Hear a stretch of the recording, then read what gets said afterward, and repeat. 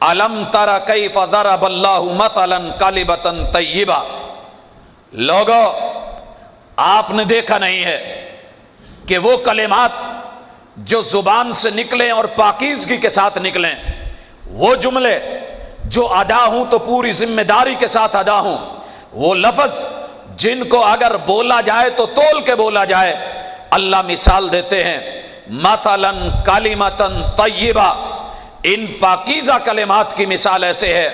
کشجرۃ طیبۃ اصلها ثابت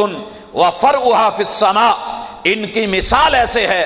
کہ جس طرح ایک پاکیزہ درخت ہے جس کی جڑیں زمین میں بھی پھیلی ہوئی اور اس کی شاخیں آسمان کی بلندیوں کو چھوتی ہیں۔ اللہ تعالیٰ نے بنیاد کی پختگی میں، تنے کے تناور ہونے میں،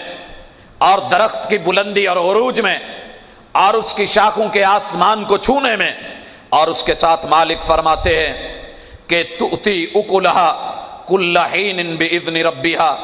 رب کے حکم کے ساتھ جس طرح وہ درخت 12 مہینے پھل دیتا ہے، اسی طرح انسان کا اچھا جملہ، اچھا بول، اچھے لفظ، اچھی کلام، اچھی گفتگو جو ہوتی ہے، یہ ایک مرتبہ بولی جاتی ہے، ساری زندگی اللہ اس کو اس کے اوپر اجر دیتے رہتے ہیں اور اس کو ثواب ملتا رہتا ہے۔ حضرات، ایک طرف یہ عظمت ہے، ایک طرف یہ عروج ہے، دوسری طرف میرے اللہ مثال دیتے ہیں، اور مثال کے بارے میں رب فرماتے ہیں وَيَضْرِبُ اللَّهُ الْأَمْثَالَ لِلنَّاسِ لَعَلَّهُمْ يَتَذَكَّرُونَ، یہ مثالیں ہم اس لیے دے رہے ہیں کہ لوگوں کے اندر واعظ و نصیحت کا مادہ آئے اور لوگ جو ہے خیر کی طرف بڑھیں، ان کے اندر سوچ پیدا ہو، ان کی عقل جو ہے ذرا کچھ سوچ بھی لے۔ کسی کہنے والے نے کتنا عظیم جملہ کہا تھا، لیکن ٹرک کے پیچھے لکھنے کی وجہ سے شاید یہ سستا ہو گیا۔ عقل ہے تے سوچا ہی سوچا، عقل نہیں تے موجہ ہی موجہ۔ حضرات، جملہ بہت عظیم، بات بڑی قیمتی اور سنہری لفظوں سے لکھنے والی، لیکن شاید ہماری یہ گاڑیوں کے پیچھے، رکشوں کے پیچھے آنے کی وجہ سے نرم پڑ گئی۔ نہیں میرے بھائی، اللہ فرماتے ہیں یہ مثالیں ہم یوں ہی نہیں دے رہے، اس لیے ہے کہ یاد دہانی کے لیے، نصیحت کے لیے، خیر خواہی کے لیے، تذکیر کے لیے، ذہن کو حاضر رکھنے کے لیے، بولتے دم اپنے پورے وجود کو جو ہے اٹینشن دینے کے لیے۔ پھر اللہ دوسری مثال دیتے ہیں وَمَثَلُ كَلِمَةٍ خَبِيثَةٍ، اور وہ بول کہ جو بولنے میں بڑا خوبصورت ہو لیکن اس کے اندر خوب سے باطن چھپا ہوا ہو۔ بھائیو، خبیث اس چیز کو کہتے ہیں جو دیکھنے میں بظاہر بڑی اچھی ہو، دیکھنے میں بڑی اچھی ہو، لیکن اس کے اندر جو ہے انسان کے لیے نقصان چھپا ہوا ہو۔ کہنے والے نے کیا خوبصورت کہا ہے، ہنسی سانپ کے نقش و نگار خوب سہی، لیکن ہنسی سانپ کے نقش و نگار خوب سہی، لیکن نگاہ زہر پہ رکھ خوشنما بدن نہ دیکھ۔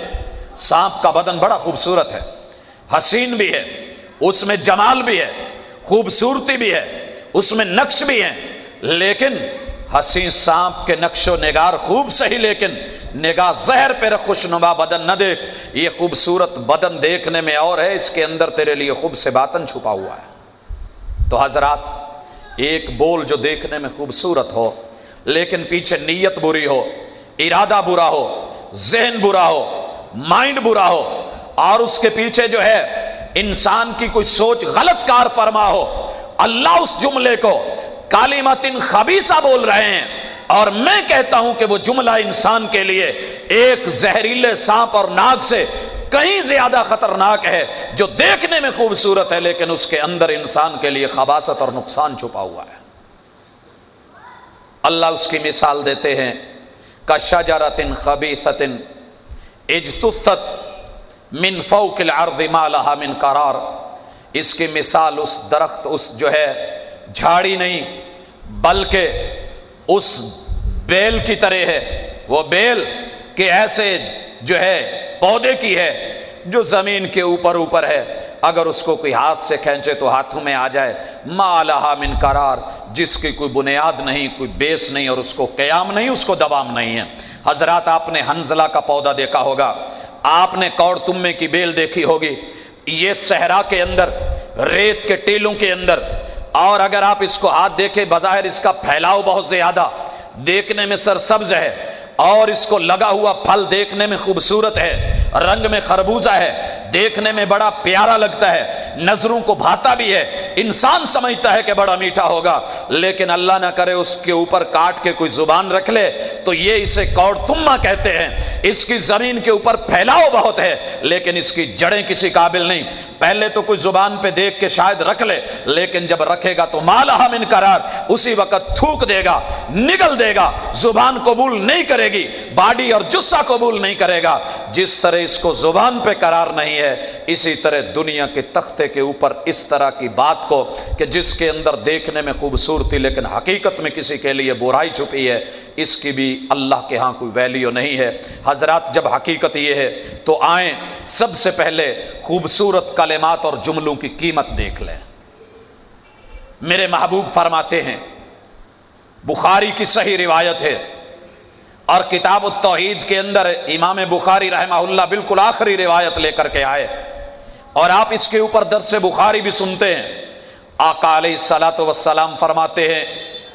کلمتان حبیبتان الی الرحمن، لوگو دو بول تمہارے رب کو بڑے پیارے ہیں، کلمتان دو جملے، حبیبتان الی الرحمن تمہارے رحمان رب کو بڑے مقبول ہیں، بڑے پسندیدہ ہیں، بڑے محبوب ہیں اللہ کے کاغذوں میں۔ اور پھر ان کی خوبی بتائی، فرمایا خفیفتان علی اللسان، انسان زبان سے بولے تو بڑے خفیف ہیں، بولنے میں بھاری نہیں ہے، کوئی لمبا ورد نہیں ہے اور کوئی طویل داستان نہیں ہے، کوئی جملے کہانیاں نہیں ہیں، بلکہ خفیفتان علی اللسان، زبان پہ بولنے اور لینے اور ورد کے اعتبار سے بڑے ہلکے ہیں، ثقیلتان فی المیزان، لیکن ان کی قیمت تمہارے رب کے میزان کے اندر بہت بڑی ہے۔ اور وہ جملے کیا ہیں؟ سبحان اللہ و بحمدہ